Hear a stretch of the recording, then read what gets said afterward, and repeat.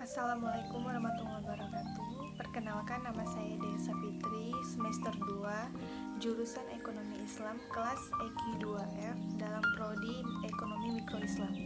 Jadi saya di sini akan menjelaskan tentang teori permintaan, teori penawaran, dan titik keseimbangan. Oke, yang pertama saya akan menjelaskan tentang teori permintaan. Teori permintaan ini menerangkan tentang ciri hubungan antara jumlah permintaan dan harga. Permintaan adalah jumlah barang atau jasa yang ingin dan yang mampu dibeli oleh konsumen dengan tingkat harga dan pada waktu tertentu. Kurva permintaan adalah suatu kurva yang menggambarkan sifat hubungan antara suatu harga barang tertentu dan jumlah barang yang akan dibeli oleh pembeli.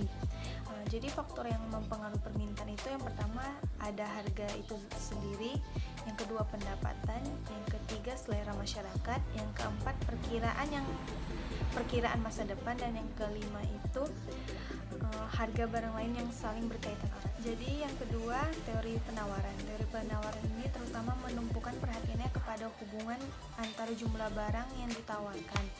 Penawaran adalah jumlah barang yang tersedia untuk ditawarkan pada tingkat harga dan waktu tertentu.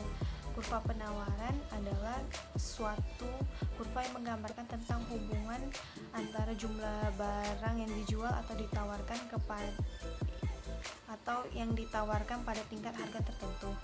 Jadi faktor yang mempengaruhi penawaran itu yang pertama harga barang itu sendiri, yang kedua jumlah penjual atau produsen, yang ketiga kemajuan teknologi, dan yang keempat harga di masa depan.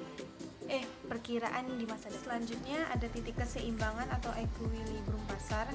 Jika ada suatu titik di mana kurva penawaran dan kurva permintaan itu saling berpotongan, maka titik ini dinamakan titik keseimbangan. Kata keseimbangan itu didefinisikan sebagai suatu situasi dalam kekuatan yang ada saling seimbang. Pada harga keseimbangan, jumlah yang mampu dibeli sama dengan jumlah barang yang ditawarkan. Harga keseimbangan ini disebut juga dengan market clearing price karena pada harga ini semua pihak yang di pasar itu dipuaskan.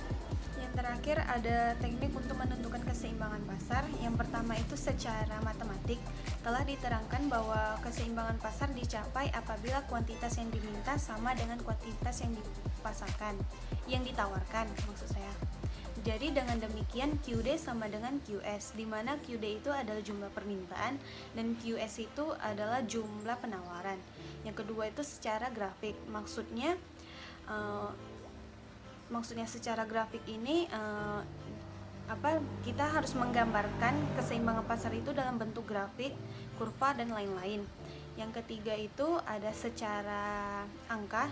Maksudnya ini secara angka kita harus menyebutkan atau menuliskan nominal harga yang diminta atau yang ditawarkan. Baik, hanya itu saja yang bisa saya sampaikan. Lebih dan kurang saya meminta maaf. Assalamualaikum warahmatullahi wabarakatuh.